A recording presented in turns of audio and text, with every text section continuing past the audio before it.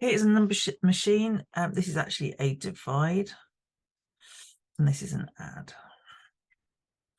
This is what you put in, this is what you do to the number, and this is what you get out. Work out the output when the input is 28. So I'm going to do 28 divided by 7 first. I have a calculator. It is 4. The answer is 4.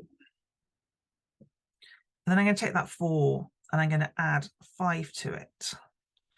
What's the output? 9. Different number machine. The number machine is not complete. When the input is 8, the output is 154.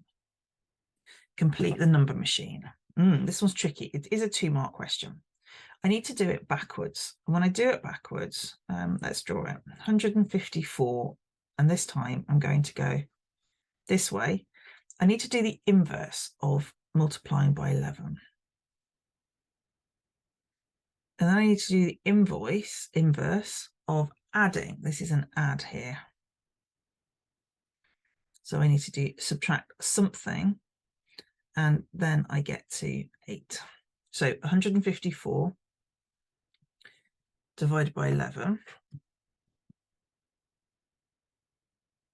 equals 14. So I have 14 here. I subtract it by something and I get to 8. So this is the same as saying 14 subtract 8. If we think of fact families, 14 subtract 8 is 6. Perhaps you can think about that. This is the 6 that goes here. This is the missing number.